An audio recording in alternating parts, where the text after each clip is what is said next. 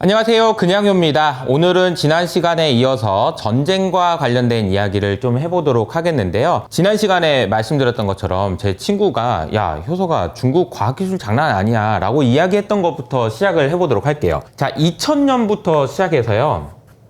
최근까지 소위 말하는 의미 있는 또 임팩트가 있는 그런 저널에다가 기고한 논문의 비중을 따져보면요. 2000년 당시에는 중국은 거의 없었더라고요. 0% 정도 수준이었는데요. 미국은 어느 정도 됐었냐라고 보니까 60%나 차지하더라고요. 그러니까 미국의 과학자들이 정말 의미 있는 논문들을 많이 썼구나라는 것을 알 수 있습니다.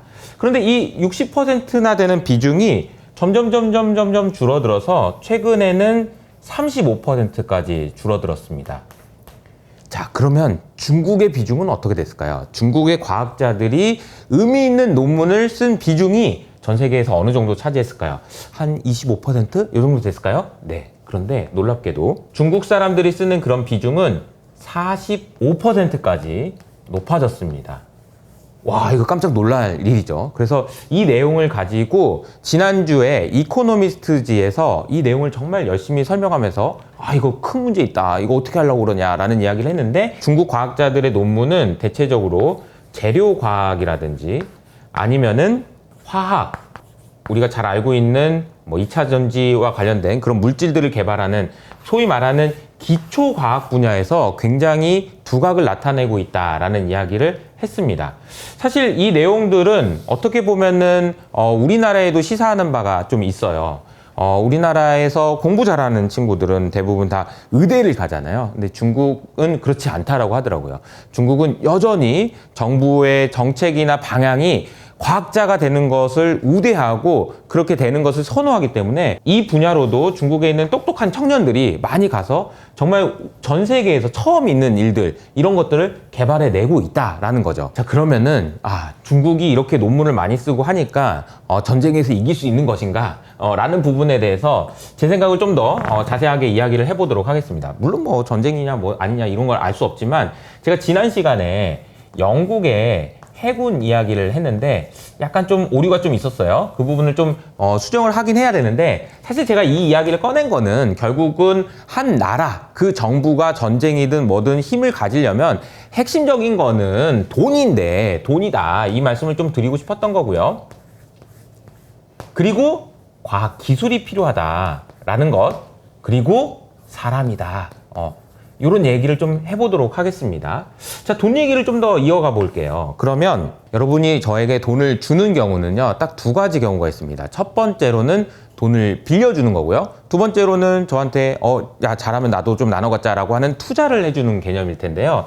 첫 번째로는 대출이라는 관점에서 생각해 볼까요? 대출은 우리가 채권을 생각을 하시면 됩니다. 근데 여러분이 저한테 대출해주고 나서 생각을 해보세요. 제가 돈을 갚을까? 안 갚을까? 라고 생각해보면은 이거는 두 가지의 함수입니다. 무엇의 함수냐면요. 첫 번째로는 능력이에요. 제가 돈을 갚을 능력이 되나? 라는 거죠. 두 번째로는 놀랍게도 이보다 더 중요할 수도 있는 것이 있는데요. 그것은 바로 의지입니다. 의지? 이렇게 생각하실 수 있는데 실제로 신용평가사들이 신용 등급을 계산할 때 가장 중요하게 생각하는 두 가지 요겁니다. 능력과 의지라는 거죠. 이 능력이라는 관점에서 제가 지난번에 설명드렸던 것처럼 한 나라의 정부가 돈을 갚을 수 있는 능력이라는 것은 결국에는 그 나라 경제가 잘 돌아가서 세금을 거둘 수 있느냐라는 이야기라고 볼 수 있는 거고요. 그리고 세금을 거둘 수 있다라는 얘기는 국민들이 부자여야 된다라고 얘기했었죠. 그래서 미국 국민들이 부자다 라는 말씀을 드렸습니다. 우리나라 국민들의 부의 70%, 80%를 차지하는 것은 부동산이잖아요. 그래서 정부에서 우리나라 부동산 빠지려고 하면 어이구 이러잖아요. 반면에 미국의 개인들이 가지고 있는 부 중에서는요, 상당 부분이 주식으로 이루어져 있기 때문에 주식이 빠지면 어이구 안 되지 라는 이야기를 하고 있다는 거고, 그래서 옐런 재무부 장관도 아이고 안 되지, 파월 의장도 아이고 안 되지 라는 그런 분위기가 연출된다는 겁니다. 즉 다시 말하면 미국 국민들이 부자가 돼야 된다는 것은 결국은 세금이라는 관점, 그래서 미국 정부가 채권을 통해서 자금을 조달할 수 있는 능력이라는 관점에서 매우 중요하다. 그러니 주식이 빠지겠니? 라는 이야기를 한 건데 뭐 반론이 있을 수 있지만 저는 타당한 생각이라고 생각하고요. 실제로 이런 일들을 재무부 장관이 이렇게 한다라는 얘기를 전문가분들도 많이 하고 있는 상황이긴 합니다. 두 번째로 제가 말씀드리고 싶은 거는 이 의지와 관련된 이야기예요. 사실 작년에 미국에서 굉장히 좀 특이한 일이 있었는데요. 신용평가사 피치가 미국의 신용등급을 낮췄습니다. 이 이야기를 두고 제가 얼마 전에 소개해드렸던 JP모건의 다이먼 회장님이 한 말씀 하셨죠. 뭐라고 얘기하셨냐면, 야, 우리나라 신용등급을 니들이 낮췄어? 아, 그래? 야, 되게 우스꽝스럽다. 우리 걸 낮췄어? 그러면 높은 애도 있겠네? 어딘데? 뭐 캐나다? 아, 그래, 알았어. 근데 걔네들 있잖아, 그 나라들. 우리나라에 이것 때문에 살고 있는 나라 아닌가? 라는 얘기를 하면서 뭐라고 얘기했냐면 밀리터리라는 단어를 썼습니다. 밀리터리, 군사라는 얘기잖아요. 이거 진짜 무서운 얘기죠. 이 다이먼 회장님 입에서 밀리터리라는 얘기가 나왔다는 얘기는 제가 생각할 땐 이런 것 같아요. 갚을게, 알았어, 이런 얘기. 혹은 야, 니네들이 자꾸 나 이런 식으로 나올 거야? 그럼 나 군사 무기 얼마나 있는지 보여줘? 나 이거 안 하면 내가 이거 쓰면 어떻게 되는지 알아? 나중에 내가 이렇게까지 얘기할 수 있는 사람이라는 거 알아 몰라? 라는 그런 아주 강력한 메시지였다고 생각을 합니다. 물론 지금 당장 전쟁하자 막 이런 얘기는 당연히 아니죠. 그러나 이런 단어가 나왔다는 사실 자체가 저는 미국 정부가 어떤 의지를 가지고 있느냐를 보여주는, 그리고 어디까지 끝까지 갈 수 있느냐를 보여주는 그런 사례라고 생각을 합니다. 그런데 사실요, 이 밀리터리라는 것은요, 다시 또 과학기술과 연결됩니다. 과거 전쟁의 역사를 보면요, 암모니아와 같은 독성 화학 물질을 발견한 과학자가 있다고 해봅시다. 근데 이 과학자들이 이거 너무 위험한데, 이거 전쟁에서 사용해서 사람 죽이면 안 될 것 같은데 라고 이렇게 생각을 하고 있었어요. 그런데 전쟁 나니까 그냥 써버렸죠. 가장 대표적인 사례가 제가 영화 오펜하이머에서 봤던 그 내용이었던 것 같아요.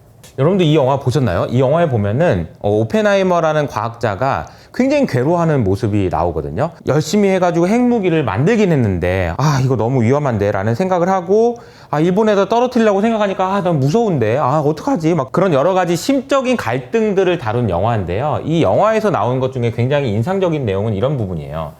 미국이라는 나라가 있는데 이 나라로 유럽에 있는 과학자들이 이렇게 왔습니다. 유럽에 있는 과학자들이, 즉 사람이 온 거죠.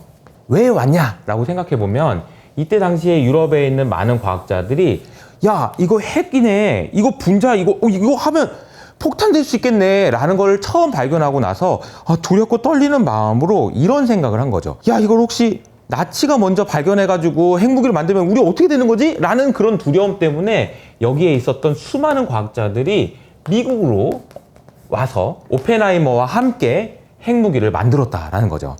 그래서 저는 이 장면이 지금 현재의 모습하고 굉장히 유사하다라는 생각이 들어요. 오늘 전 세계 시가총액 1등을 차지했던 엔비디아 CEO는 젠슨 황이죠. 젠슨 황은 미국 사람 아니고 대만 사람입니다. 그리고 AMD의 리사수, 그리고 테슬라의 일론 머스크, 그리고 구글과 마이크로소프트의 CEO 모두 사실은 미국 사람이 아니라 다른 나라 사람들인데요. 당시하고는 다른 이유일지 모르겠지만 미국으로 와서 가장 최신의 기술, 과학기술이라고 얘기할 수 있는 AI 기술을 발전시키는데 기여하고 있다라는 거죠. 전 세계에서 제일 똑똑한 사람들이 지금 미국으로 들어가고 있다라는 겁니다. 이런 움직임이 나타나기 때문에 사실은 미국이 이 AI 전쟁에서 지기가 어려운 구간 아닌가라는 생각을 저는 하고 있는데, 또 한편으로 생각해 보면 대출이라는 관점 말고요, 투자라는 관점에서도 상당히 의미 있는 변화들이 이번 주에 확인된 것이 있습니다. 투자는 대체적으로 주식 투자를 생각할 수 있습니다. 우리나라 서학개미를 포함한 전 세계에 있는 많은 투자자들이 돈을 싸들고 달러로 바꿔서 미국에 있는 주식을 사기 위해서 미국으로 들어갑니다. 돈이 미국으로 들어간다는 거죠.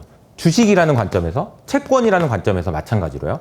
그런데 주식뿐만 아니라 직접 투자하는 경우도 있어요. 우리는 이것을 FDI, 그래서 다이렉트 인베스트먼트라고 얘기하는데요. 대표적인 사례가 이런 겁니다. 예를 들자면 현대차가 지금 인도에 가서 공장을 짓는다고 해요. 그럼 어떻게 해야 될까요? 우리나라에 있는 원화를 인도 통화로 바꿔서 그 지역에서 물건을 사가지고 직접 사가지고 공장 짓고 사람 뽑고 이런 걸 해야 될 거 아니에요. 그런 걸 직접 투자라고 이야기를 하는데요. 이 직접 투자 규모가 코로나 이전에는 미국으로 들어가는 것이 비중이 18%였는데요. 이것이 코로나 이후에는 최근에 확인해 보니까 33%까지 늘었더라고요. 와, 이게 어떻게 이렇게 많이 늘었지? 라고 생각해 보면 우리나라에 있는 삼성전자가 미국 텍사스로 가서 공장을 짓고 있잖아요. LG 에너지 솔루션도 그렇고요. TSMC도 그렇고요. 자, 사람뿐만 아니라 돈도 지금 미국으로 들어가고 있다라는 거죠. 어떻게 미국은 이런 결과를 만들어냈을까요? 두 가지 이유가 있습니다. 첫 번째, 파월이 금리를 올렸죠. 야, 우리 금리 더 줄게. 일로 와, 일로 와. 꼬시는 거죠. 두 번째, 바이든이 보조금을 줍니다. 야, 보조금 줄게. 우리로 와. 한국에서 공장 지어봐야 돈 안 주잖아. 우리는 돈 많이 줄 거야. 보조금 줄 테니까 와. 그러니까 지금 다 사람뿐만 아니라 돈도 다 지금 미국으로 들어가고 있는 상황이라고 보시면 되겠습니다. 근데 반면 어떠냐? 중국에서는요, 분기마다 150조 원이나 되는 돈들이 막 쏟아져 들어갔었거든요. 야, 우리 중국 가서 장사하자. 중국 가서 공장 짓자. 자동차 만들자. 라고 했던 사람들이 미국과 중국의 갈등이 격화되면서 이 돈이 마이너스로 바뀌었습니다. 오히려 돈이 들어가는 것이 아니고 나오고 있다라는 거죠. 그 정도로 지금 최근에는 중국으로는 전 세계에 있는 돈들이 들어가지 않고 있어서 여러 가지 어려운 환경이다라는 것을 말씀드릴 수 있을 것 같습니다. 정리하면 이렇습니다. 물론 기초과학기술 분야에서는 중국이 생각보다 훨씬 더 뛰어난 업적을 이뤄내고 있다는 것은 사실이에요. 하지만 돈과 사람이라는 관점에서 보면 여전히 미국은 전 세계에서 가장 똑똑한 사람들을 끌어당기고 있고 돈도 여러 가지 이유들로 인해서 끌어당기고 있다라는 겁니다. 여러분의 생각은 어떠세요? 우리가 살아있는 동안 언제 시작할지 언제 끝날지 아무도 알 수 없는 이야기예요. 하지만 이런 관점에서 세상을 보고, 그리고 역시나 우리가 투자의 관점에서는 이 부분이 너무 중요하잖아요. 그래서 투자도 이렇게 다양한 관점에서도 볼 수 있지 않을까라는 생각이 들어서 그냥 해본 말이었습니다. 오늘 내용이 좋으셨다면 구독과 좋아요 버튼을 잊지 말아 주시고요. 저는 다음에 인사드리도록 하겠습니다. 지금까지 그냥이었습니다.